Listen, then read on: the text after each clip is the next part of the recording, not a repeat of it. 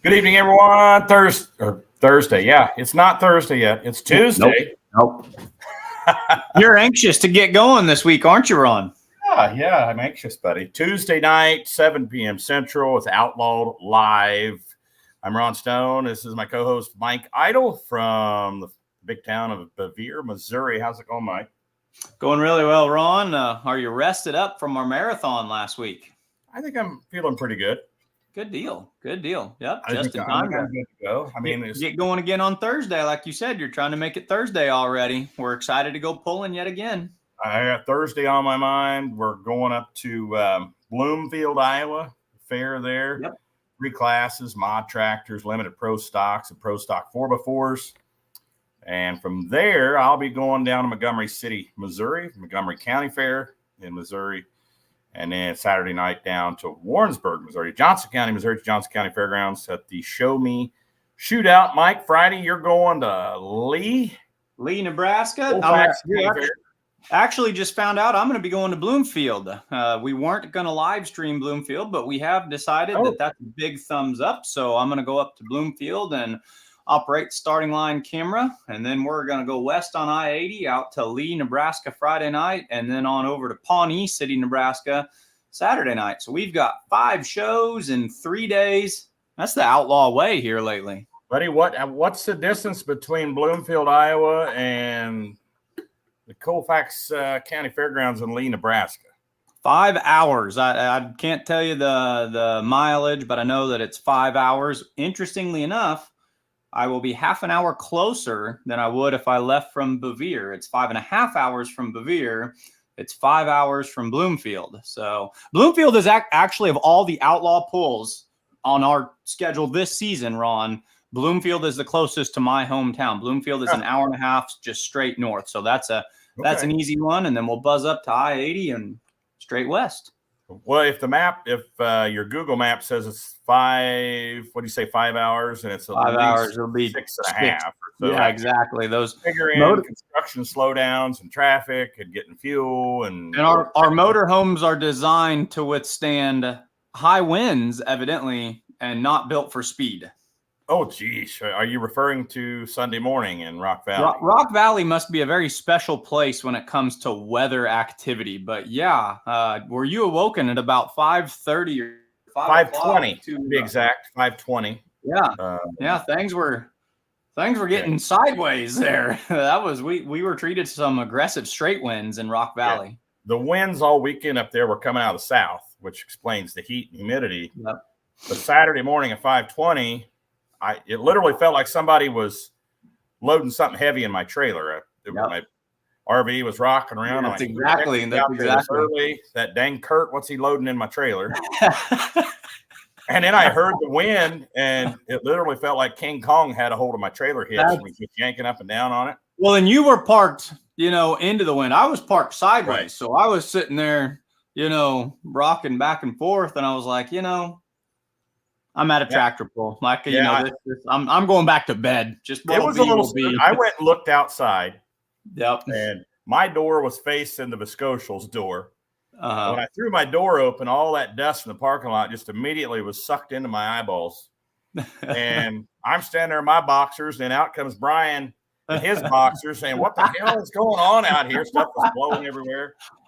And it was like, well, what could we do? So I shut the door, locked it, thought, well, if it's my time, it's my time. Yeah, exactly. And pulling track, there's worse ways. So yeah, but what a fun week. What a fun week we had last week. Wednesday, Thursday, Friday, Saturday. Three pulls. This dawned on me on the way home. We had 3 tractor pulls on one day this past Saturday. That's big time in it. Yeah. That's Yeah, to say the least. Yeah, and then this week we've got 5 events going in 3 days. It's July. July and August are fair season. Yep. And the fair season, and we things get crazy. So we're gonna recap the weekend. I did a little thing here where I took some of the closest finishes between first and second, which I thought was interesting. We got down. Some of those were under an inch.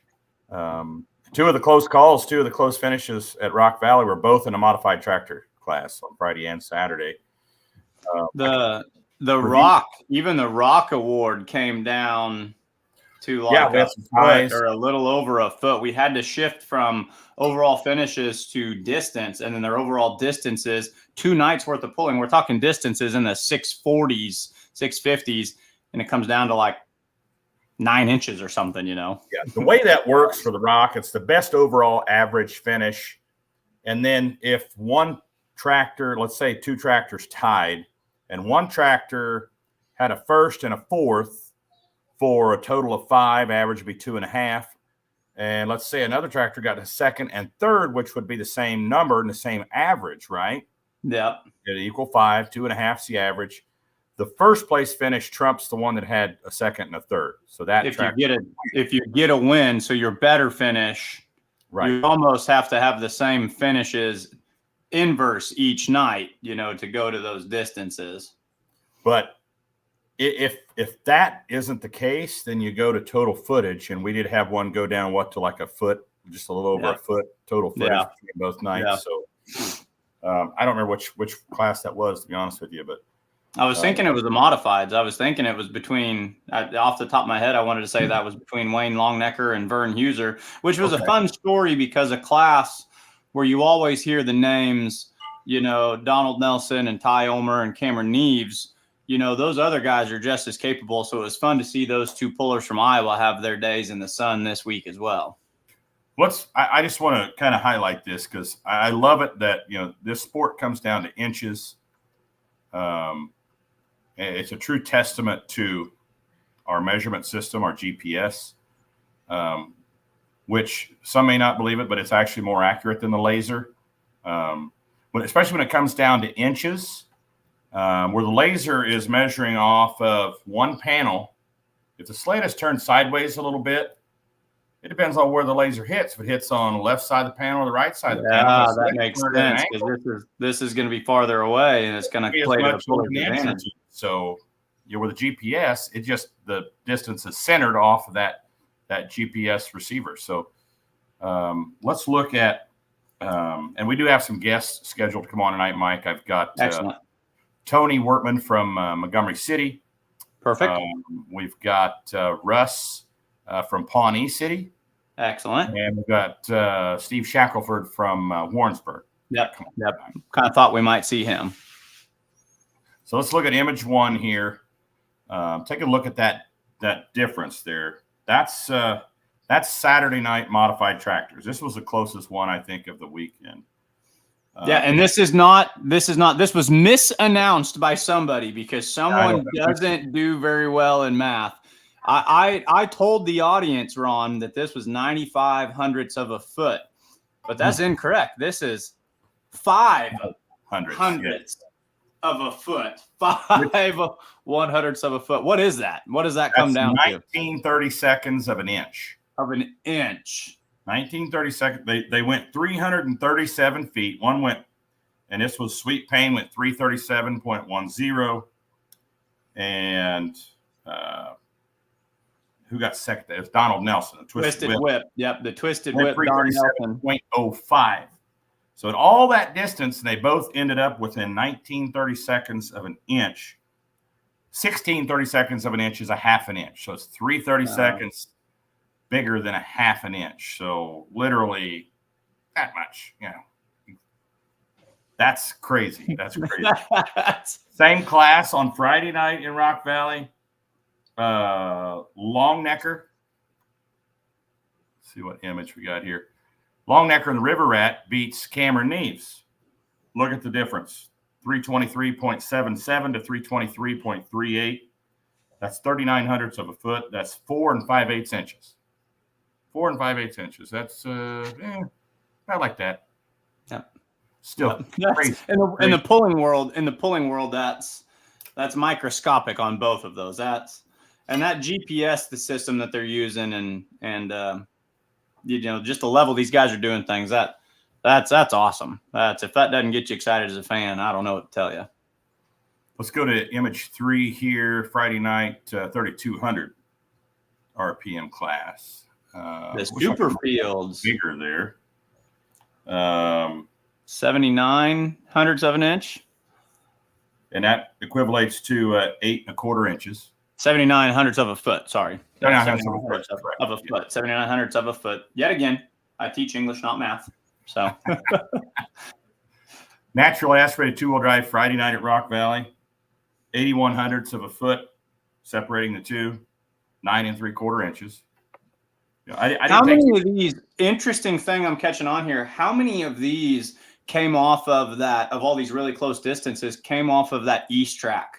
I feel like as I think back on it, a lot of these came off of that east, that's one of those things that means nothing, but it's one of those weird anomalies. But a lot of these came off that east side track. Yeah, there's another one in here. I think, let me look here. Let's move on to the next one here. Okay, this is Wednesday night in Concord, Super Farm class.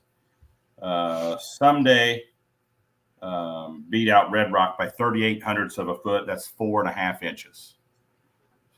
Was that a walk-off win too? No, not quite, but it was late. It was later in the class, I believe. Yeah, hook number 8. You can see that was late in the class. This is Friday night, so this would be on the west track at Rock Valley. Yeah. Let's see. I don't even have this one written down. What's the margin of victory there, Mike? I can't see it. Well, it'd be 1 point. It'd be 345. See it? 345.19. And then you'd subtract 344.48. Okay, 52, so you do 71 hundredths of a foot. That's 8 1/2 inches separating first and second limited pro stock on Friday night. I thought it was very interesting to bring some of those up, and I always love it when it's close like that. Anyway, it's that's just some cool stats there. I thought I'd bring them up. I thought it was cool. That's how you know you have big time pulling. And one thing I talk a lot about with some of my friends and my father and other people who just like to chit chat pulling with me, we all notice the level of competition in the Outlaws. And what we mean by that is, in years past in pulling, you can go to other associations and you can say, well, this class, that guy's going to win, and he's going to win by 30 feet. And unless he breaks, he's going to win by 30 feet every night. That's not the case here. That's what these distances show. Every class has about 5 to 8 true competitors, and it can be anybody's night because these points races and these individual hooks for the Outlaws, they're as tight and competitive as it gets. And to me, that's one of the best things that sells to a fan right there. Yeah, the close competition, it amazes me when it gets that close. The one that's 30 seconds of an inch, that's a half inch. For all intents and purposes, that's a half an inch. Yeah. And then you wonder why these guys, sometimes, we talk to the Sweet Pain crew down in Texas. Yeah. And Craig was going to drive rather than Ty because of a 15-pound difference. They were going to have to take a weight off. And Craig was fit the bill better, and they were able to weigh up closer to 7,400 pounds with Craig on there without having to pull the weight off. And they made a joke, Ty had been eating too many cheeseburgers over the winter. But when a team wants to win that bad, that they're going to switch drivers because of a weight issue, within 100 pounds. I mean, yeah, that could be the difference, I guess, between a win and a loss. When it comes down to a half an inch, yeah. I want to know if you could go talk to a driver and say you lost by half an inch tonight. I mean, you would almost think that would just be throttle control. You would think that they would. Of course, they're going until they see red, and once it goes red, they're going to stop. But that just feels like that could be a microsecond of letting out of that throttle. If you just bend it for half a second longer. Yeah, every inch, every half inch counts. I mean, obviously, right? Thomas Kimmons, no, don't even put that out there in the universe, buddy. It's not going to rain. Nope. Cool Lundahl sorting through photos from 3 days of Rock Valley. What an awesome week and a weekend. Yes, it was. Testament to all the folks that work, the Valley Pullers up there, all the folks that gave money. People keep asking me to give them some stats on money, how much money was raised. Don't know yet. Do not know yet how much was there. They had money coming from a lot of sources. There's some sponsors, Mike, that pledged some money, and they're still waiting on those checks too. So, eventually I think we will get those numbers out there. But thanks to everyone that came. Thanks to all the pullers, the non-outlaw pullers that came as well, and all the folks that helped get Rock Valley. What did you think of the opening ceremonies, Mike? Did it kind of get you in the feels a little bit? I'm not as directly related to that. You've met and know Dave Bennett, and I'm up there with Lori, who is great friends with Linda, and you see these 7,000 people from the town of Rock Valley, and I can't really claim any of those things. I'm a rookie, I'm a first time in, and I was still squinting pretty hard, just as almost in your eye. Did you get something in your eye? I was, even as a first time experience, it was if that doesn't kick you right in the gut and touch you right in the feels, then I don't know. But no, it was beautiful. It was surreal. It put in perspective just how challenging things had been. And I was happy to be a part of bringing them some joy and some excitement for a couple of days. Yeah, it was when I was down on the track for the opening ceremonies, before I said a word, even I think when the fire chief came out and he was talking about, rescuing people off roofs, their homes. Yeah, that was the line that. And they got choked up, and then some of these firefighters are getting calls from their families saying, "Hey, we need help," And when he got choked up, I was like, it's like it brought it home, the reality of it. You see so many. You watch the news. There's disasters and death and horrible things that happen, but it's almost a commonplace. You just kind of go about your day. That's terrible, and go about your day. But it brought it all home. It brought all the reality of it home when they did those opening ceremonies. It was pretty special. You are completely correct. Lori Bauer had to put up with you and I all weekend, Mike. So I was thinking about this with us being as chatty as we are and me being as animated as I am up there. We might need to change the seating arrangements, because not only did she have to put up with us, she was stuck between us. Yeah. So we're going back and forth. My arms are flying. Lori's dodging bullets. But no, Lori and Julie are truly rock stars. We can focus on putting all the description out there when they're handling numbers and they're handling radio and they're handling sleds. Couldn't do it without those ladies. They do a ton. I mean, truly a ton.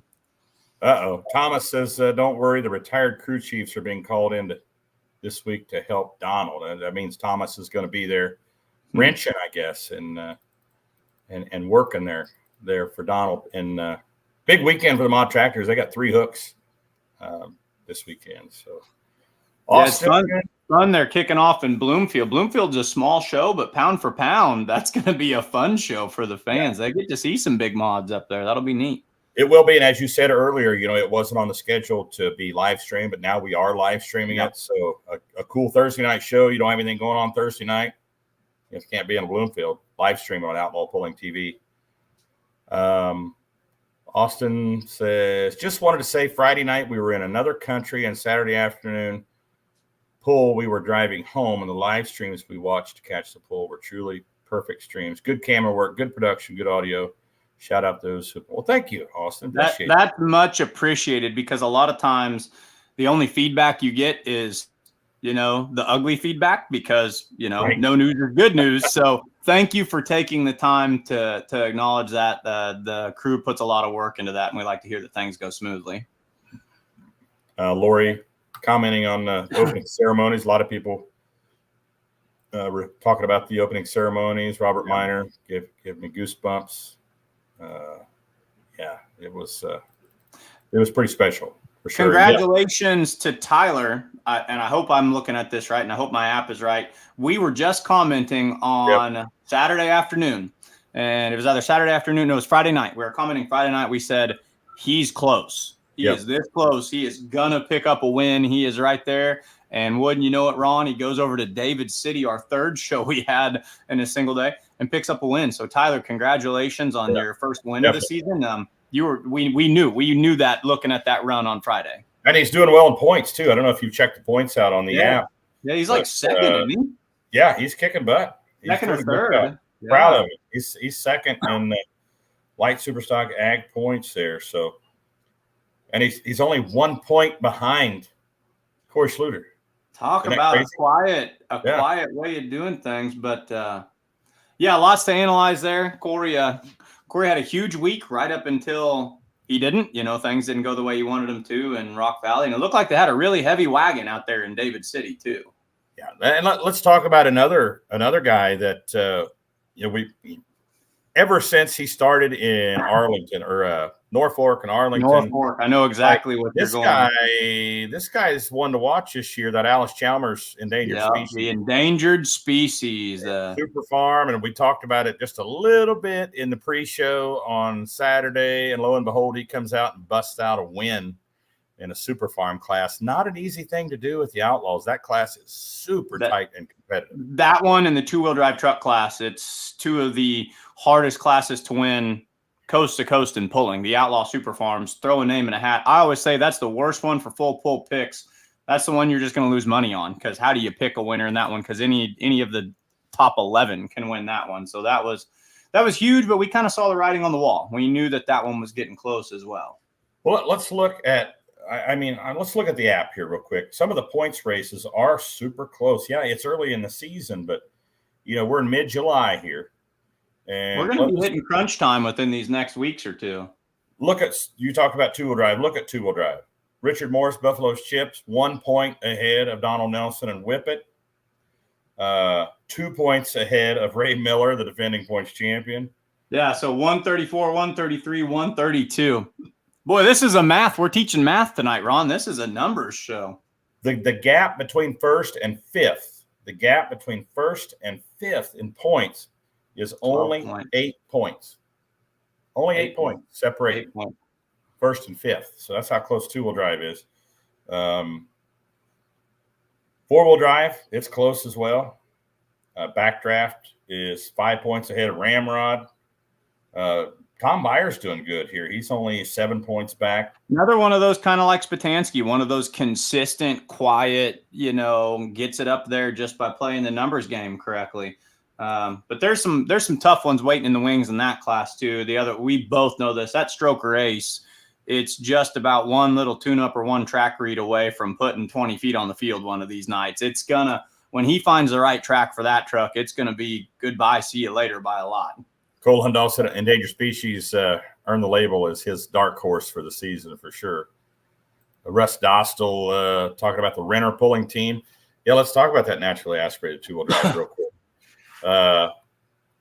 Renner is leading the pack here. 1 point ahead of last year's champ. 4 points ahead of Matt Phelps in the dirt. That one's going to come down to the wire. I was going to say, Matt Phelps. Don't sleep on David James or Matt Phelps either. That's going to be a tough class to win. Oh, I clicked on the four-wheel drives. Ben Beller, yes, we have. I have seen that. Yeah, that's a tribute to Glenn there on the side of the slip. Yep. They actually discussed that at the very first pull in Ravenna. They still had the 100 years of Case IH on the side, and they were discussing, what they were going to do with that, and opted to honor Glenn this season. Top-notch people. No, I'm just blabbing. Tony Workman's in the green room here. Actually, looks like he's outside working or something. Tony Workman from Montgomery City, Montgomery County Fair. What's up, buddy? Oh, I was just wondering. I was sitting here. Some of us don't have internet at home, so when I go home, we're not going to talk. So, are you at the fairgrounds right now? No, we're in town. They just got done with the fair parade and stuff, and I was getting ready to call it evening, but then I was like, well, I'll send Ron a message. He'll see it. Good deal. Good deal. Are you ready to go for a tractor pull Friday night? I think so. If it had quit raining, that's the big problem. We had another 1.5 inches today. Yeah. Mother Nature bringing us moisture for the pulls this weekend. Maybe she'll give us a reprieve on Friday and let us go pulling. Well, I've been part of this pull for about 25 years now, and I've never seen 82 degrees the day of the pull, and that's what they're projecting Friday, sunshine and 82. Oh man, that's such good air for that's for horsepower. It'll be a good deal. But yeah, it's supposed to be good from here on out. So we'll get it dried out one way or another. But yeah, it's we've had a lot of rain here, but things look good. So we could have a lot worse, like Rock Valley and other places in the world. We just got a lot of mud. Well, looking at your classes coming up here for the weekend, you got Super Mod 2-wheel drive, Modified 4-wheel drive, Light Limited Pro, Light Limited Super Stock, Limited Pro Stock, Pro 4x4, Pro Stock, and Pro Stock Semi. Have you started building your Pro Stock Semi yet, Tony? No, I've stayed out. I know how it'll be. Once I get started, there won't be no stopping again. So I just been chilling. You don't have the itch yet? Well, I haven't been to a pull since Montgomery City last year, and I went to Troy last weekend, Friday night, and it's easy to get the itch. That's why it's best I just stay away. Takes a lot of discipline not to scratch that itch, buddy. Yeah, I know. Yep, it is. So 2 tracks there. Outlaw Pulling TV is going to be there. Always a big show in Montgomery City. How long has this show been going on there? 1947, we had the first tractor pull in the state of Missouri. Wow, did not know that. That is interesting. Yep. And we had the first 2-track event in the state of Missouri in the early 70s. I'll be darned. So who are your big sponsors there? You want to mention some of your sponsors? Our biggest sponsors are some to do with the people I do business with. Powerstroke Ford Motor Company, they're a huge sponsor. Jasper Engine and Transmission's a huge sponsor. We have a lot of local sponsors, but Powerstroke and Jasper are very, very large sponsors, which makes this event possible. I do a lot of business with them. You know how it goes, and they have come on board the last few years, and it's been a really good relationship to help us make the event work. Awesome. Sponsors, yeah, you can't do this stuff without sponsors. No, not in this little town. We have 2,700 people in our town and no population around. So you have to give people a reason to drive this far to come and see a tractor pull. Well, what's your liquor policy there? Your drink? Can they buy beer there? Can they bring beer in? Yeah. We got a beer garden. We got all you can have there. That's not a problem. So, but they can't bring it in, right? They cannot bring it in, no. But we do have a beer garden. Okay. Montgomery City's right in the heart of wine country and Catholic country down there, Ron. They know how to have a good time in that part of the state. Yeah, we're just north of Herman, so that's the capital of wine country. Austin wants to know when you're buying a new 5.0 Pro. Yeah. First of all, I wouldn't buy one. I'll build it myself like I did the last one. I knew that was coming. And if I do, it'll be a while. I'm kind of just...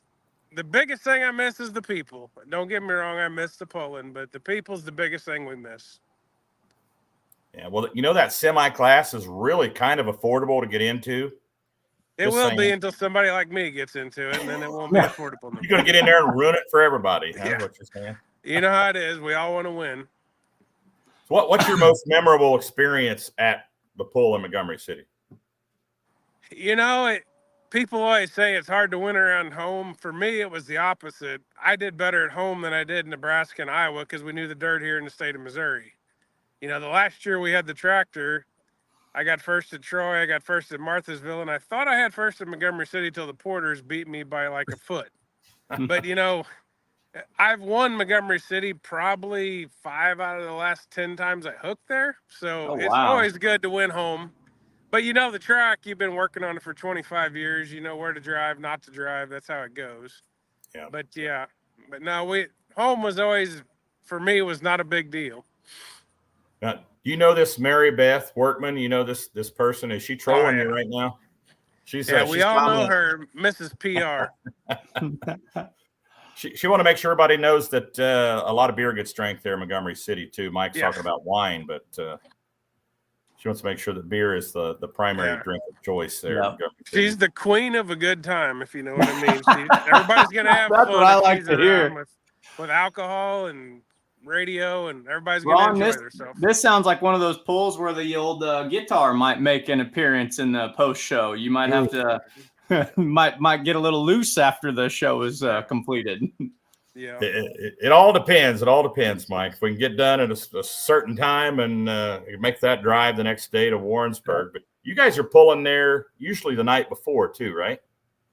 Yeah, I hope with the Warrensburg being next day should help our numbers. I was a little worried about being a standalone event. I'm glad Warrensburg's the next day, which is just an easy 2.5, 3 hour drive for the pullers. So that makes it a nice double event in the weekend versus being a standalone. Oh yeah, you as a puller know you don't like to drive. No, nobody 3, wants 4, to drive 5 from hours Texas to Montgomery City and then back to Texas. I know that. Yeah, pick up a couple of hooks for sure. Yeah. Opposite sides of the state, but the state's not terribly wide. No, so you just get on Interstate 70 here. It's 4-lane to 13. You're there, and like I said, Warrensburg's a great event too, and they got a great track, and it'll be a good weekend for the guys. Yeah, absolutely. You guys are going to have a driver making a debut, and a pretty well-known pulling team making their Outlawed debut for 2024 there as well. I'm bummed to be missing it, but Gage Lewis is going to climb up in the seat of the newest version of the Fired Up truck from the Cody Lewis Pulling Stable. And they're going to take it down the track. So, Ron, that'll be a fun one to keep an eye on. We'll be glad to have him. I would hate to guess how many times Cody's been up and down our track here in Montgomery City, but we'll be glad to have him. So he's going to let one of his sons climb up in the cab and pilot his newest version of the Fired Up down there. So we're excited to see them go outlaw pulling. That'd be good. Awesome. But I think it'll be a good show, and I've been trying to talk to people and hope we get everybody here. So, yep. So what's the earliest people can get it in? When do the gates open? The gates are open at any time. I'm going to say with the weather and stuff, I mean, they can come in Thursday evening and park in the pit. It just depends on how wet it is. If it don't rain anymore, they'll be fine. They'll be able to drive in Thursday night. But yeah, the gate's open. They got some kind of entertainment there Thursday night, but they're not going to turn anybody away. They can come in, and as far as fans, the gate's open all day long. Our fare's a little different. You buy a wristband to get in the fairgrounds. The kids get all the wristbands. The pull, it's a one-pay deal. It's not like your kids got to go pay again to ride the rides. It's a one-pay, gets you the whole fare. But what time the spectators can they get in on Friday? They can get in anytime from 9 o'clock on Friday morning. So, yeah, that's they can get in there and claim their seats then? Oh, yeah. Yep. Okay. We see that at a lot of events like Rock Valley. They'll get in there early that day and tape a blanket to the bleachers, where they're going to sit. We saw that quite a bit this weekend. There were renowned spots that you could tell people had been coveting for a long time.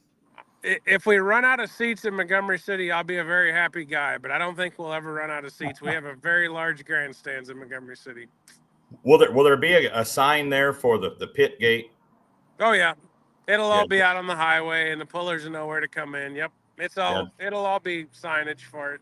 If you're pulling a big trailer like me last year, don't go in the spectator gate. Yeah, don't do that, Ron. It says tractor puller entrance. That's where you should go, Ron. I did Ron, I want to hear their story. What'd you do, Mr. Stone? Did you go right down Main Street? He thought he was a spectator and tried I to went go right past the pit gate and went in the spectator gate, and they had made cars, for cars and in pickups, not trucks and trailers. Yeah. I was cussing. I was cussing for sure, but Seth Novak is sending you a shout out here saying Big T. You know that guy, that Seth Novak guy? Oh, yeah, we know him all too well. We happened to celebrate the bachelorette party. I was part of being a chaperone for that event. Oh, yeah. So I know all too well. I know Sethy. All right, so what time does the show actually start Friday? 7 o'clock. 7 p.m. Yep. Unless something holds us up, we'll start on time and hope to be done at a good time and, be a good show. 82 degrees, so that means it could possibly be in the 70s before the thing is over with. So it might be really They're calling for low 60s that night, which is unheard of for us. Nice. Be some horsepower being laid down. Yeah, those methanol burners are gonna breathe well, is what you're gonna see there. Yeah. Kevin will make it all work with the track. I think we got plenty of water. We might have to get rid of a little water, which is rare for Kevin, but we don't think we're gonna need much. It's pretty wet right now. That guy can make lemonade out of lemons. So he'll figure it out. I got no worry at all with him. It'll be fun. All right, Tony, we're going to let you go. Thanks for coming on, buddy. We'll see you on Friday. All right, looking forward to seeing you guys. Thank you. Appreciate it. Thank you. Tony Wortman from Montgomery County Fair, Montgomery City. That show starts 7 p.m. Friday. 2 tracks, lots of good outlaw classes there.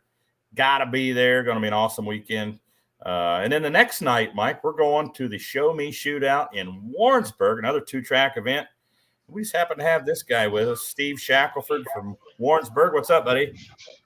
Not much, Ron. How are you doing? Doing good. You look like you're sitting down to dinner right now. I am, actually. I raced in here to sit down. I apologize for that. Are you kind of forgot it?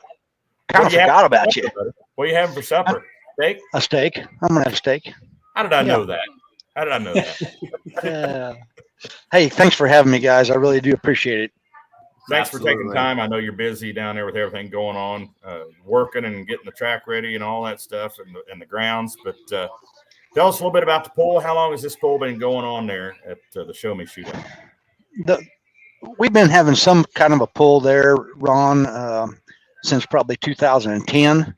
Okay. I think in 2016 or 17, we started having the exclusive outlaw event. Right. We tried to have a 2-day event for a while, and everything you can think of went against us, from heat to rain to whatever. But that track's been there a long time. There were people pulling on that track before we ever got involved. So it's just been a work in progress for many years. I actually lived in Warrensburg for about 6 months, 7 months in 2000.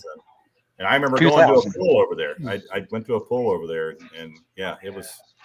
I don't remember who was putting it on. That's been too long ago for me, but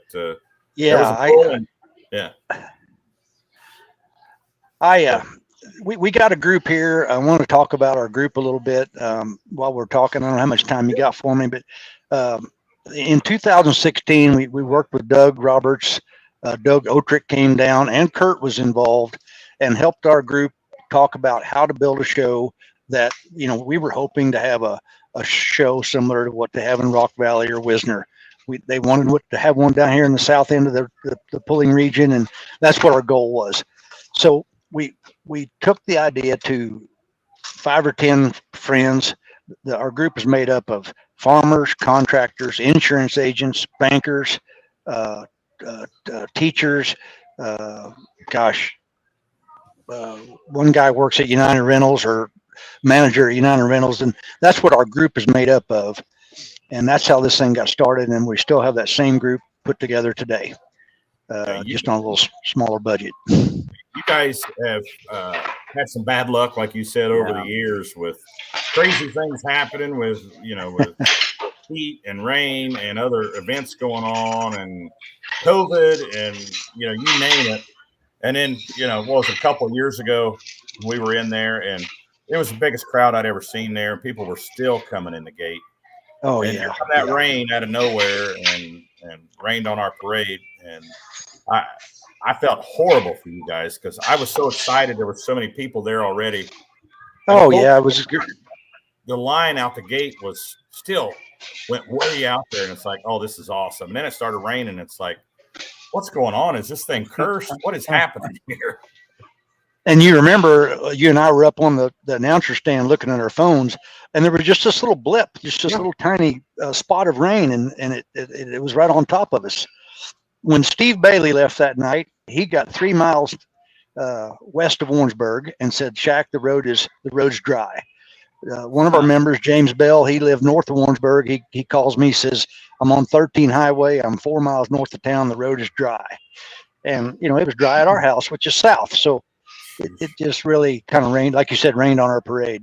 Yeah, and it wasn't like a downpour. It was just a steady, just a mist, just leaking all over us. And have you been to church since that year? Gosh, I hate to answer that question. I will tell you, Ron, Joe has gotten, Brother Joe Shackelford has gotten 2, I don't know what they are. They're tarps, for lack of a better word, but the 2 tarps together will cover 100-foot wide and 400-foot long. And he's got them loaded, and they're up there. If something comes along that's going to rain on our parade short of 7 p.m. Saturday night, he's got a plan. But as you remember, that track kind of slopes downhill from north to south, and the water runs right off of it. I think we can. Yeah, I think we can make that work. And that anyway, brings up the next thing here. Yeah, you guys actually have a rain date because you've had such bad luck with this stuff. We schedule a rain date for you guys. That way pullers won't be surprised. If it gets rained out Saturday night, the weather's good Sunday and it ain't a mud fest in the pit area, we're going to pull Sunday, right? that's right. We are. We're going to do every single thing in our power to make this happen. You've been through the pits, Ron. You know, all the trailers, the back end of those trailers will be sitting on some kind of an asphalt road. Yep. So as far as dragging the vehicles around, we can make that happen. Yep. We intended to asphalt the area between the scales and the track this year. We didn't get it done, but we're gonna make every effort to put it together. That's awesome. What time do the gates open on Saturday, Steve? The gates are open about 4. Okay. And 4 o'clock. Pulling starts at what time? 7 o'clock. What's the alcohol policy there? Coolers are allowed. Coolers are allowed. Glass bottles, I'm assuming. We'll have beer available for sale, but coolers are allowed if they want to bring them. Coolers, but no alcohol inside them when they come in. Well, as long as we don't see it, I guess we don't know. What we don't know won't hurt us. Coolers are allowed. No leaving. All right, cooler allowed to sit on. What's inside of it? So. Coolers are allowed. Fill it with ice and your favorite beverage, and then you'll have backup beverages there they can buy. But just keep the glass bottles out if we can. Usually that's policy everywhere. So we don't. Yes. Yeah, we don't want any glass bottles. So I'm gonna look at the app here, Steve, and look at the classes. Now you have some Missouri State classes as well. Why don't you go ahead and tell us what Missouri State tractor course classes we're gonna have? Yeah, we've got that pro field class. I think it's a 9,000-pound pro field class, which are several of those in our area, Ron, right here close to us. Jason Goody, the Green Boys. I think they call it light super ag chassis. Is that correct? On that'd be one of our classes. Well, MSTPA has a light super class. Oh, light limited, super light limited, yeah. There's several in our area in that class, and then the MSTPA has a real good class of 2.6 diesel pickups. We're kind of excited about that. We're also excited about the diesel semis, and then Scott Bracken and his group will have the light modified tractors, and they'll be there. So there'll be 4 classes from the MSTPA Association. You'll get to see that Plowboy Express too. That's a fun one. That's an absolute screamer of a little light modified. Ron, is it kind of like going home when you go back to these co-sanctioned events? Do you get kind of excited to see some of your old MSTPA pieces of iron and get to call on them a little bit too?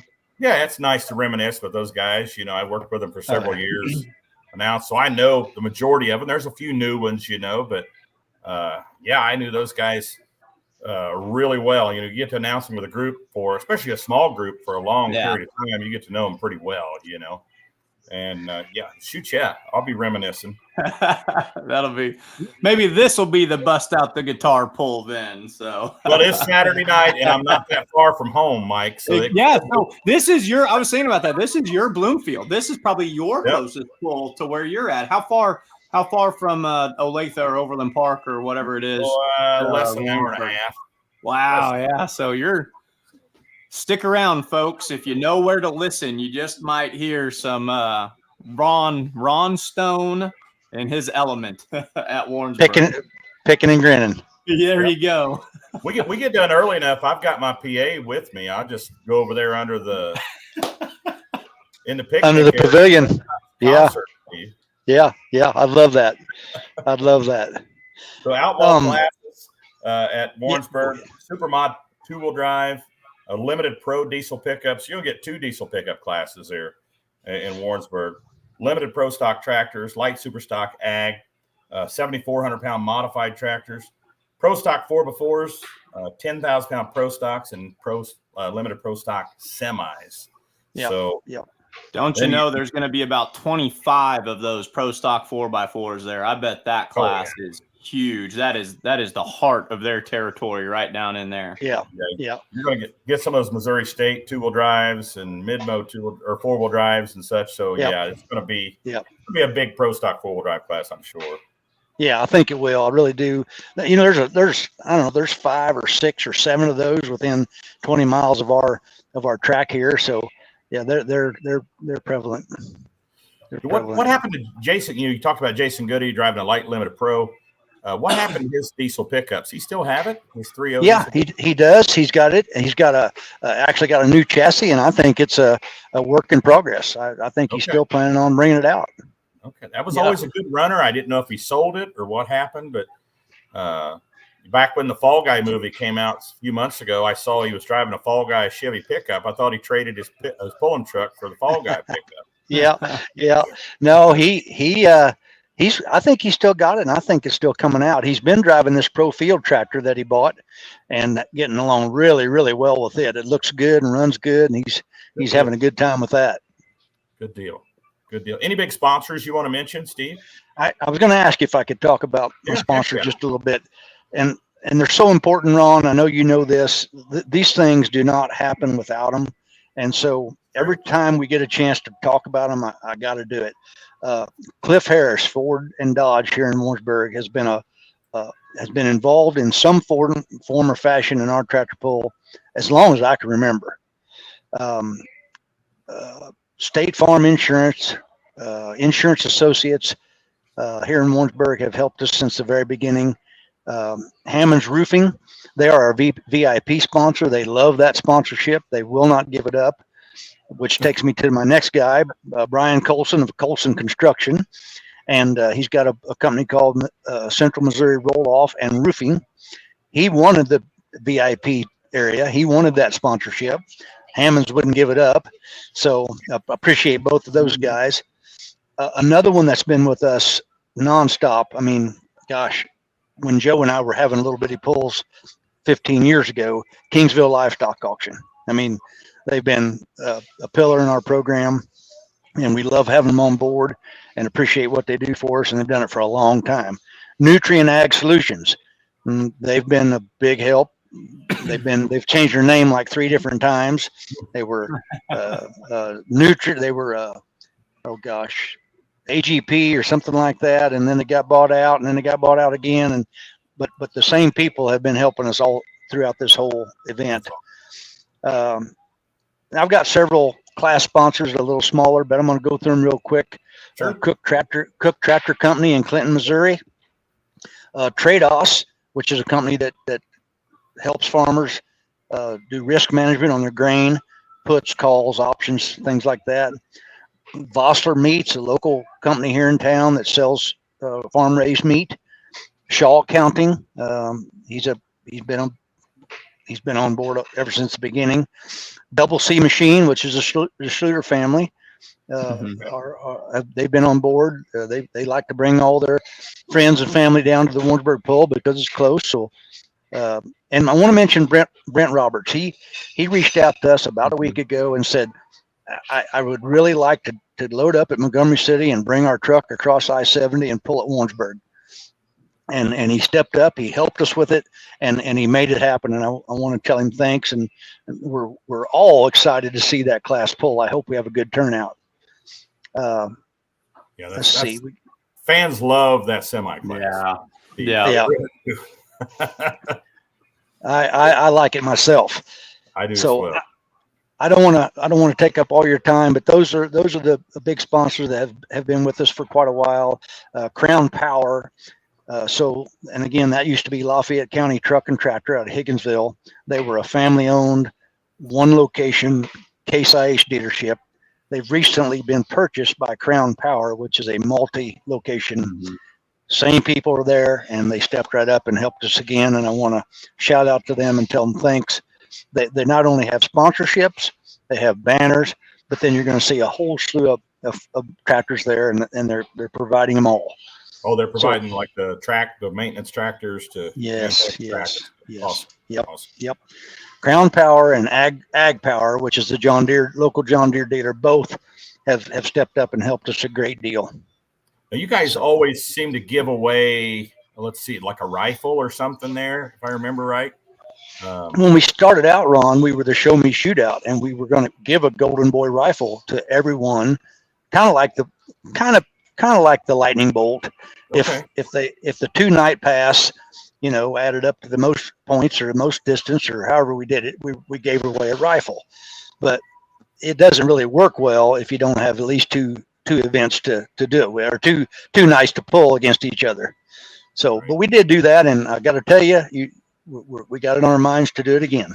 Okay. Good. Well, I always buy chances for it when you have it. Just saying. Yeah. I like that. That. Anytime there's a firearm that's going to be given away, I'll buy some chances on it. So. You're in. Yeah. Dang right. So show starts at 7 p.m. The gates open at 4. Did you say 4 o'clock? 4 o'clock, and any time, but 4 o'clock is the official gate opening time. And I would say that's when I'll have people there to monitor it, Yeah, and I would say get there closer to 4 than 7. Yes, just because a couple of years ago, we delayed the start time by about 10 minutes just because the line was so long and everybody waited late to get there. Yep. It was crazy. Oh, Hoganics too. Hoganics, I think, helped you guys out quite a bit too, didn't he? Oh my goodness, yes. I am remiss to not mention them. They've been a huge help this year. Excited to have them on board. We used their product. Our members used their product. They've been fantastic, both on the sponsorship side and the agronomy side of what they do. Yeah, that company is Hoganics Midwest. What we're talking about. I mean, they're big pulling fans too, Steve. Yeah, they are. No.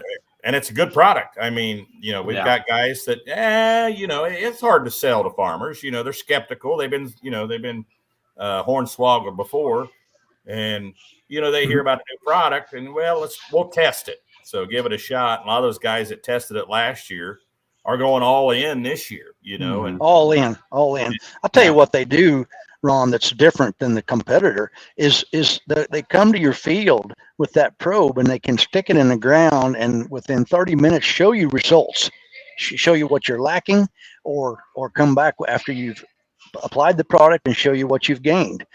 Yep. I mean, that's what farmers want. They want to be able to see what they're buying and see the results of what they're buying. And that's what they do that's different. There's a whole bunch of folks selling biologicals right now. I believe it's a big deal. I believe it helps. I think it takes the place of the cover crop program, but Hoganics has taken it a step further in that they will come and get on your farm with you. And that's what's making this work. I'm sending a message to Tony Workman right now. I'm getting questions about the route at Montgomery City. I just want everybody to know some of the guys don't like crossing the tracks there. So I'm just messaging him. Mike, go ahead and talk to Steve. And I was just going to talk about, I had a chance to hang out this weekend with Todd of Hoganics, and truly believes in his product. You see people who sell things. You walk into a camper dealership and you can tell they're just on commission or whatever. Right, it's very easy. Right. It's very easy to get an impression quickly of someone who believes in what their product is. And when you see a legitimate farmer believe in a product, it's something good. And then you see a person who's a tractor pulling big enthusiast. I mean, he brings a trailer to every event and he sets out chairs for clients, and he's one of those people that has the ability to build those relationships and take care of everyone involved. And Hoganics is really, really something I enjoy being around and being a part of. I'm not a farmer, but he's got me wanting to buy a crate of the stuff, so. I'm glad you mentioned Todd specifically. He rolled into Warrensburg last year about 10 o'clock at night, and we were up there working on the track, and I didn't know Todd very well, didn't know him at all. And he started talking. I have been in agronomy for 30 years. I made up my mind, here's another guy selling another snake oil. So I thought I'm going to start throwing questions at him because I think I know more about this than he does. He won the battle, guys. He won the battle. I'm telling you, he knows his stuff and he believes in what he's selling, and he's right about it. Every question I had, he had the answer, not a answer, but the answer. So I'm really proud of the folks, and we're glad to be part of it. Awesome. Yeah. Well, Steve, your steak probably going to be there at any moment if it's not sitting on the table already. Any moment. We're going to let you go, buddy. Thank you so much for coming on. Excited about the pool this Saturday in Warrensburg, Missouri, Johnson County Fairgrounds. Starts at 7. Gates open at 4. Bring your cooler, no glass bottles. It's going to be a great time. Ron, thanks so much for having me. I really appreciate you guys, and I appreciate what you do. Thanks, Steve. We will see you Saturday, buddy. Bye-bye. Bye. Steve Shackelford with the Show Me Shootout in Warrensburg, Missouri. I'm That's hoping a cool name for a pull. You know, I like it when, we make these cards and Beer Money Pulling Team makes these cards, and some of them, it's just the so-and-so county fair, the so-and-so pull, but the Thunder by the River, the Show Me Shootout, and it's got the smoking guns on the logo. That's a fun one for an announcer to get behind. That's cool. I hope that mild weather that Tony's talking about carries over from Friday night into Saturday at Warrensburg. I'd love to see him just fill that place to capacity. It's got the potential to be. When we saw that came out several years ago, just as fans, we kind of put it on our calendar and we're like, this is going to be one of the big ones, And then you talk about just getting the raw deal when it comes to weather and the bad luck. But I'd love to see that pull get back to what it aspired to be, because it's the right idea. If we can have these staple events, you've got Rock Valley in the north, you've got Wisner kind of in the west, along also with, Ravenna and Wayne. And then you've got, Warrensburg in the south. That's a cool way to build your schedule. And they have the facility for a great pull, like you said, there's hard surfaces to park on in the pit area to get to and from the pit area to the track. They have the seating, the location right there off of 50 highway there at Warrensburg. And the potential is there. We just need to wide open and get a really good crowd in there and have some great weather for people, to take notice and make it a destination event. And I think that's what it has the potential to be. Honestly, like you said, they'd love to have a 2-day event, and our pullers love 2-day events. But two-day events are every puller's dream. A lot of fans' dream. A lot of people will come in and it's good for the community. They'll get a hotel room. They'll bring their RV. They'll eat at all the restaurants. It's a 2-day event is what everybody in an ideal, perfect world wants to get to. All right. So the question that Lauren Paulson is asking. He's asking about Montgomery City. Wants to know which way you can get into Montgomery City without having to cross the tracks. The tracks are a little high for a low-profile trailer and truck. Tony says take 161, take 70 to Highway 19 into town. So if that maybe I should type that in, Mike. So, we can post it on the Facebook page too. Yeah. If we want to forward that message, that might be a good, attention pullers looking to not cross the tracks due to trailer issues. Here's a recommended route for entering Montgomery City. And Kurt's got a good comment here too. He's talking about, other major events, like White Wright's a 2-day pull, Washington, Missouri. Is Washington, are they a 2-day session this year? They are a 2-day event. Yeah. So let's see. I'm going to get this typed in to 19 to town. So there we go. Perfect. Pullers to Montgomery City, 161 to I-70 to 19 to town. Yep. Simple as that. Better than my GPS. I shouldn't say that. My GPS is very kind to me.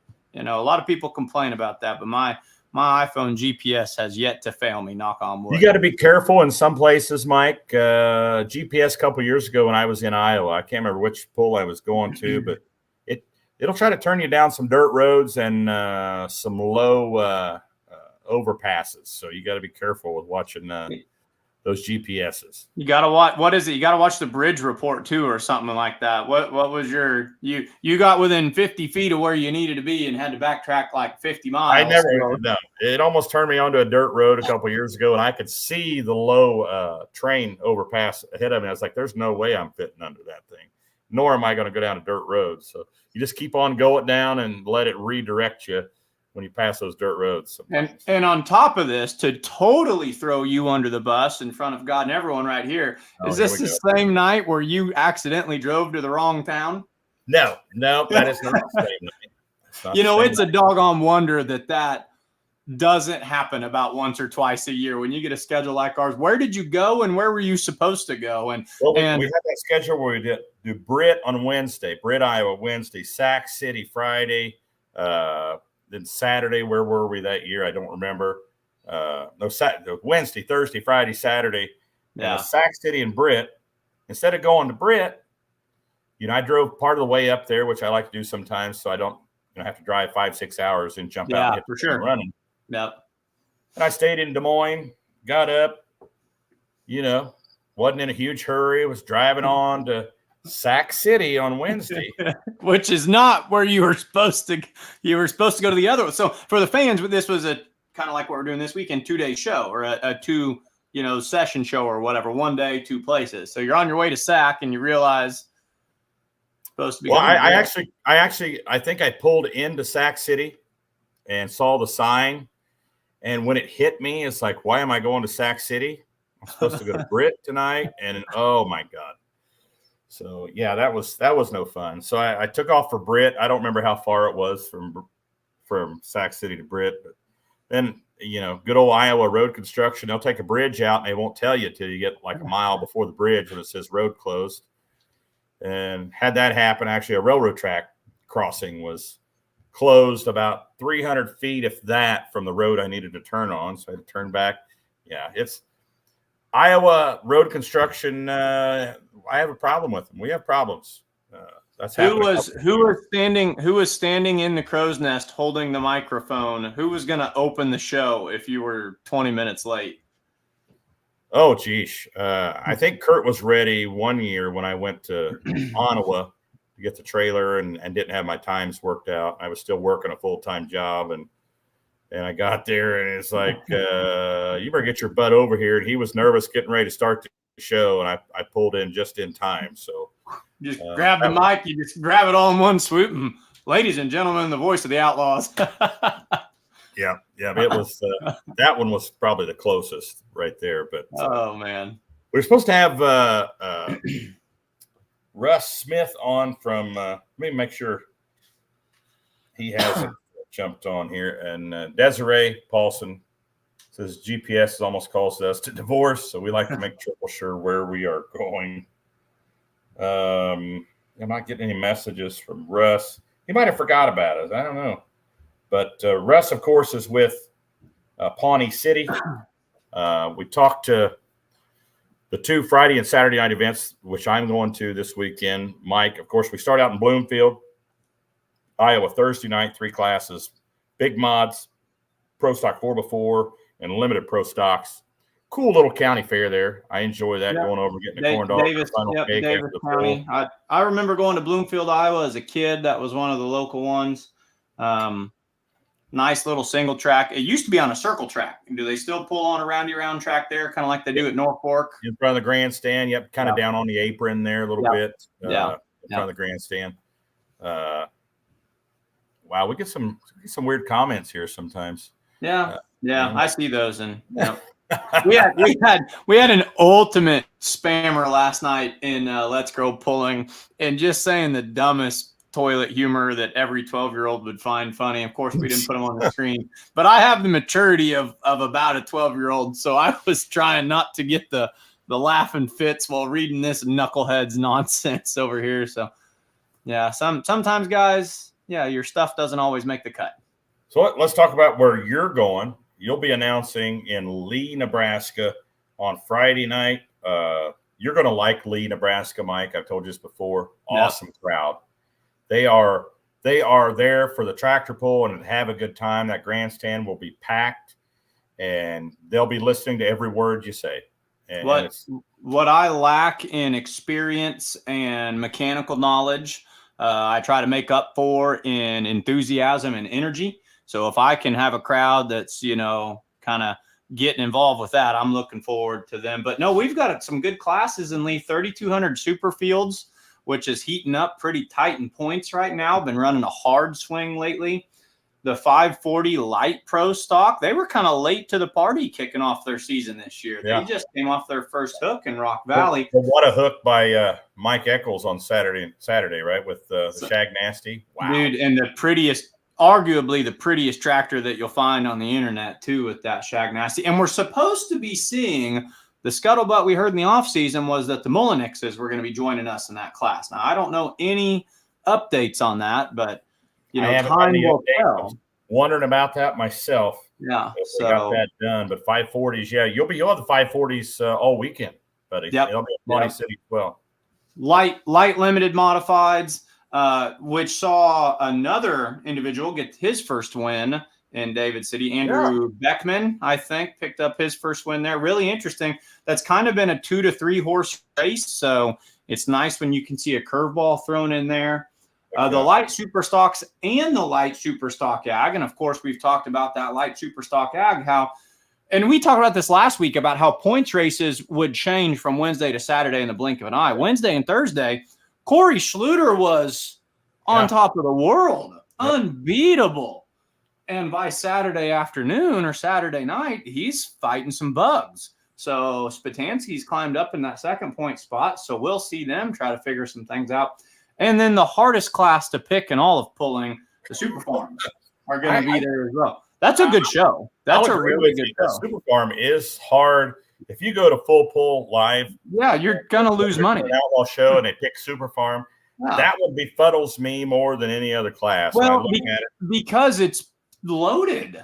When you look at the Red Rock and you look at Someday and you look at Bruley Buck and you look at Spanky's Toy, and now the endangered species. Dude, they're all favorites. That class is loaded. So then we'll go Dakota Deer, Alan Andrews, who's won multiple points championships. He's forgotten more points championships than I can remember that he's won. A little bit similar show in Pawnee City. Is that back? I think Pawnee City south. I'm going to be headed home. Be south. Yep. And that show in Leigh starts at 7. Of course, that's part of their fair there. I think it's the Colfax County Fair. Pawnee City. That's a cool event too. Have you ever been there? Is this the one? There's one outlaw track that sits almost like on a berm. It looks like it's got like downhill on both sides. Just on one side, there's a hillside on one side of the track. I think that might be Pawnee City. And I really like unique venues and anything that's different like that. So that's going to be a good time. But we've got the light pros there again, the 540 light pros. The light limited mod, the light limited pro stocks, the LLPs, a class that I'm very, very passionate about. Yet again, looked like it was going to be Brady Gosler's class. Mike Hargens snuck in there. We've got some untangling to do. I haven't checked the point standings since he's back in the lead now. He's back in the lead. Yeah. He's leading the whole Organics Midwest sweep points as well as it falls. I'm kind of tabulating that to Organics sweep some of those points. I think every pull that Brady, all his first places actually ended up being 3 of the Organics Midwest sweep points. So Brady's got a stronghold on the summer sweep, but Mike is leading the points championship now. No, Brady's back in the lead. Oh, Brady is back on top. Okay. Let's go through the classes for Pawnee City. 540 Light Pro once again, light modified, light limited pro, as you said. The Alki Supers, light super stocks, Super Farm again, and then the naturally aspirated 2-wheel drives. The mod 2-wheeler, that's going to be a dog fight. I think David James, by about halfway through the season last year, had kind of asserted, laid his claim that he was going to walk away with that class. Matt Phelps and who won the Rock in Rock Valley? They're coming for him too. Was that Renner that won it? Rock? Renner, Luke Renner. Yeah. Actually, that's your points leader right now, Luke Renner, the Running Wild. Yeah, he has a 1-point lead. I wish that Boot Hill Express or Boot Hill Flyer or whatever they call it. I wish they would hook with us full time. That is a bad mamma jamma. That thing can run a beautiful, beautiful looking 2-wheel drive truck, but. Talked to him, and he said he's actually going to put a blower on that thing in the future, and that's going to go super modified pretty soon. Oh, really? That's what he told me in Concord. He said there's just not enough of them in his neck of the woods. He's got to drive to Kingdom Come to pull a modified 2-wheel drive. He said, so we're going to make it a blower motor, and we're going to pull a super modified 2-wheel drive. Wow. So he's going to put a blower on a big Chevy, or is he going to go Hemi? I imagine when I say he's going to put a blower on, I mean he's jumping to the next class. He didn't tell me. If it was mine and I were to speculate, I'd say he's probably going to pull the whole motor out and drop a whole new one in there. But don't know. For some reason, that class, Missouri State hosts about the same rules as Outlaw on the modified 2-wheel drives, naturally aspirated. And it just kind of died out. Not sure why. I know, one guy passed away, and his family, I think they went to Blower Motors. And then, you got your Chrysler family that has one. You got, of course, Rails, the Boot Hill Express that have one. And then Doug Crooks, who come up to Rock Valley with the Cowboy Up, which was always the really flatbed, two-wheel drive. No, the Chevy, the S10. Oh, okay. Yes. The black S10. And that was always a good runner. So, but all those guys out of Missouri, that's, for that class doesn't normally, you wouldn't consider it a traveling class.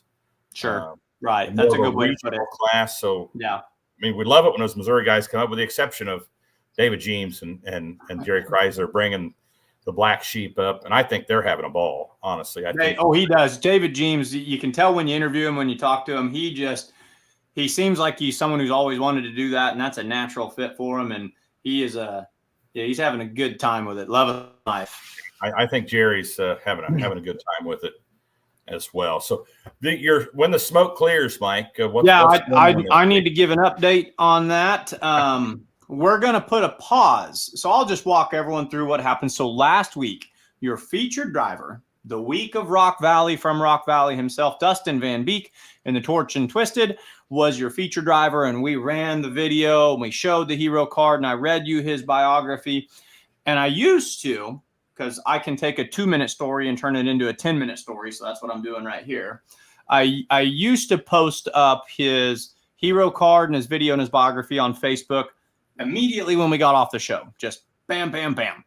But here's the thing about Facebook. If you post a bunch of material very quickly, people don't see it. It doesn't have time, the chat bots and the algorithm, or I don't know, the people that do all that.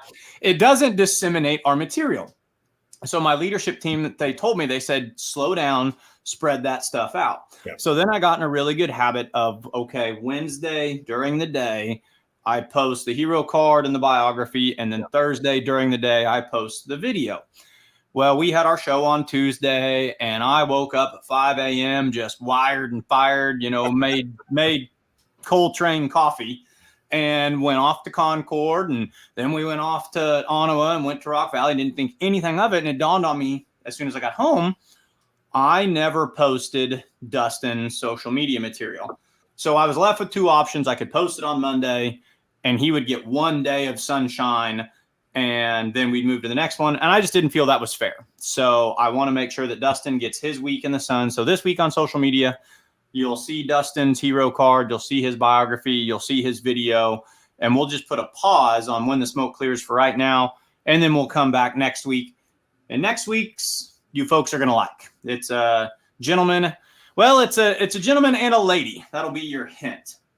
It's a gentleman and a lady. And they picked up a really nice win this past week. And we will highlight that team and make sure they get their day in the sun next week. Cool. Awesome. Thanks for doing that. And I want to go back and talk about Ottawa for a minute on Thursday night. I mean, we had great pulls Wednesday through Saturday. Even David City, they had a great event same night as the pull in Rock Valley. And actually, they found out that the fans there actually like the noise. I talked to the promoter, Kevin Havlovic, and he said, we had the Pro Stock 4 before for the first time. We had the modified 2-wheel drives, the naturally aspirated. He said, crowd loved it. He said, next year, got to have those two classes back. At Ottawa? No, at David City. At David City. Good. In Ottawa, we had almost 80 hooks on Thursday night, which is a lot of hooks. The Thursday night show at Ottawa was legitimately, you could almost call it Rock Valley South. It was almost like we had turned Rock Valley into a Thursday, Friday, Saturday show. That was one of the single best sessions of pulling I've ever seen. Tell them how big it was, Ron. I think we ended up with 76 hooks there. And it was hot. It was hot all weekend. Wow. But Ottawa, yeah, it was, I think, probably the biggest outlaw pull we've had there, almost 80 hooks. and a good crowd. A lot of the crowd stayed. A lot of times on a weeknight pull, the crowd, will take off a little sooner than normal on a weekend. But what an awesome week there, and a good pull at Ottawa, a great pull at Rock Valley. I was a little tired by Saturday night, Mike. I did not appreciate Mother Nature waking me up at 5:20 a.m. We scaring the crap out of me. We do this massive show. We do this really big show in Ottawa, and we get done. Once we're done loading production trailers and everything, it's midnight, 12:30 in the morning. And us being the geniuses that we are, we're like, well, let's just drive to Rock Valley. Let's go. We're so excited. Let's go there right now. So we roll into Rock at 3:00 in the morning. And then, of course, we're up the next day working sound and setup and everything. Now, I don't know about you, but I was a really good kid Saturday night. Now, our mutual friend, Jason Schultz, I hear maybe was not as much. But Saturday night, once we were done with everything in Rock Valley, honest to goodness, I went straight to bed. Now, did you peruse the trailers and indulge in a refreshment? I did not. On Saturday night, no. Friday night, I drank one beer with a couple track officials, Brian Vescotial and John Koima, who were sitting right outside my motorhome. So I thought, well, I'm going to drink beer. You invited me to have that one beer with you, but you and I both have seen what happens when Mike Idle has one beer. It quickly is not just one. So we discussed that Saturday night. Somebody had some vehicle called Just One More. How that? But no, what a fun week of pulling, man. And we get to kind of fire it all back up here in just a couple of days, about 48 hours away. And I wouldn't trade it for the world, bud. Every pull this weekend, Thursday through Saturday, starts at 7 p.m. Go to the Outlaw Pulling app and check it out. Go to those point standings. Check out the point standings. Man, some of those races are super close. I love it when it gets like that. What stood out over the weekend for you? What stood out to you that resonates in your mind right now? When you think of last week's pulling, what do you think about? Well, I have about three things that come to mind really quickly. The condition of the track in Rock Valley. You hear these stories about these destination pulls and how well that they hold up. So the track itself, just Kevin Bauer, day in and night out. You looked me right in the eye one time and we were talking about tracks and you said, that's Kevin doggone Bauer, I believe was the expletive you used right in the middle. And the man is just a second to none when it comes to building tracks, which leads right into the next thing. Jim and Paul Holman, I've always been a modified four-wheel drive truck fan. I've always looked up to them. I've never met them. It was really cool to be meeting them for the first time, interviewing and an interview session at an Outlaw pull. So that was really cool to sit down and speak with the Holmans and watch them win the Rock. And as you said, open invitation. Please come and join us anytime, friends. But then Kurt Koima, you look for that big story and a big hometown pull. Kurt Koima, a resident of Rock Valley, to win Rock Valley after the floods, last hook of the night.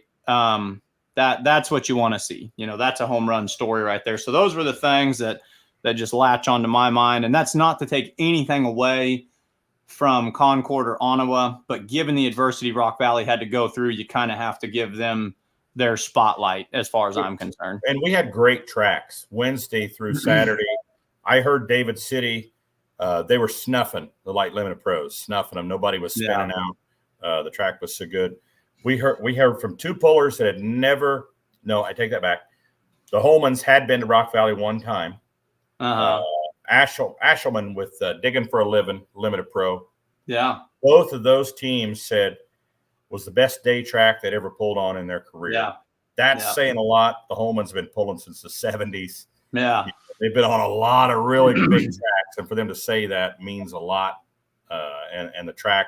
Not only the material, the makeup of the track, but the track builders, like you said, Kevin Bauer, kudos to them. And one thing I have a takeaway from the weekend. Yeah, I was going to say, what's your takeaway, Ron? I want to know. I think Saturday, two of the three guys that we interviewed in the pre-pull show went on to win. You notice that? So, Folks, there's a common denominator here. Come see us. They're going to be knocking down the door now, Ron. We're not going to, Saturday I had to go and knock on their doors and invite them to come interview. They're going to be, that is interesting. That is funny.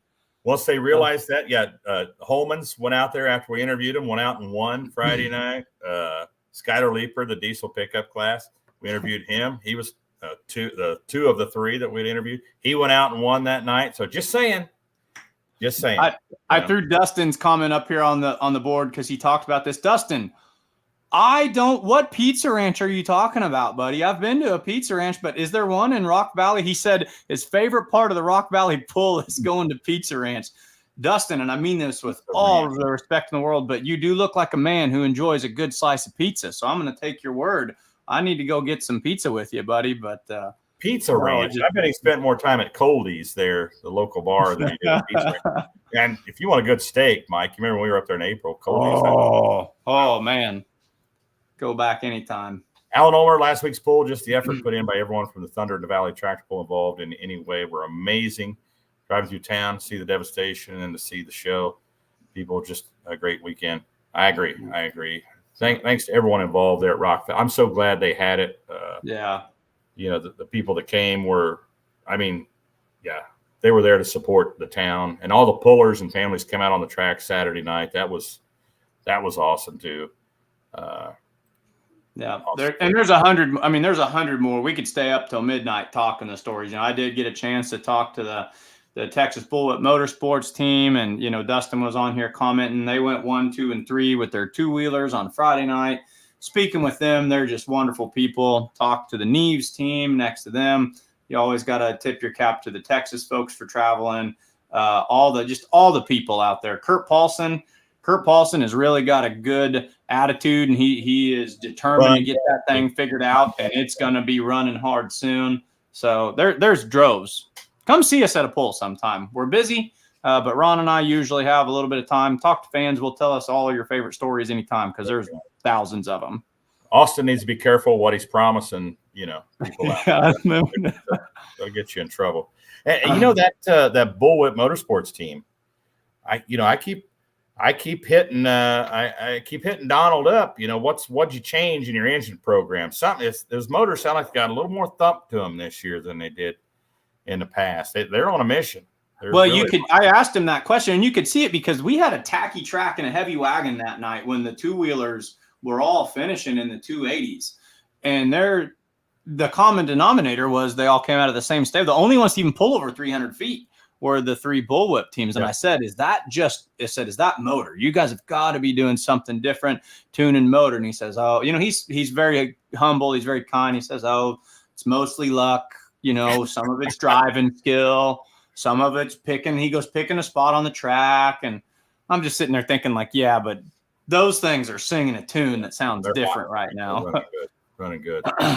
Well, Mike, we went a half an hour over here. So thank you so much. Thanks to the guests that come on. I'm sorry that we didn't get Russ on here, but Pawnee City is a great event. We've got great events all weekend starting Thursday in Bloomfield. Friday is Montgomery City, Missouri, and Leigh, Nebraska. Saturday is Pawnee City, Nebraska, and the Show Me Shootout in Warrensburg, Missouri. Going to be a great weekend of pulling, and the points races are just heating up, man. It's tight, and I'm excited to see what happens the rest of the season. It's gonna take. We pull clear into September and October, and this is going to be a season where you can't just stop watching after State Fair, after Wisner. It's going to take all the way down to September and October to untangle these battles we have going on right now. And I'll give an update. I'm going to give an update this week. I was going to have it all ready tonight and get them all done. Some folks asking about the progress and the point standings in the sweep, the Organics Midwest Summer Sweep. I'll get those posted this week on social media and on the website, and we'll give a full report on that next Tuesday night on Outlawed Live. So, Mike, you got green flags and tight chains coming up right after this? We're going to buzz through that pretty quickly. I haven't been posting as many hypotheticals, been posting a lot more pictures and video content. I've kind of been experimenting with that. But yeah, the official social media podcast, the official social media breakdown of the Outlawed Truck and Tractor Pulling Facebook page, immediately after Outlawed Live with Ron Stone, I'll go live with that with you folks for about 20 or 30 minutes. And we'll sift our way through the Outlaw Facebook page and some of our other social media outlets. All right, and cool. I'll be watching. All right. All right. Yep. Thanks for having me on as always. Thanks for all that you do for me, Ron. Thanks, Mike. Thanks for all you do for Pulling and the Outlaws. And thanks to all the fans out there in Outlaw Nation and all the guests that came on tonight. Let's go pulling this weekend. Let's do it. Good night, everybody.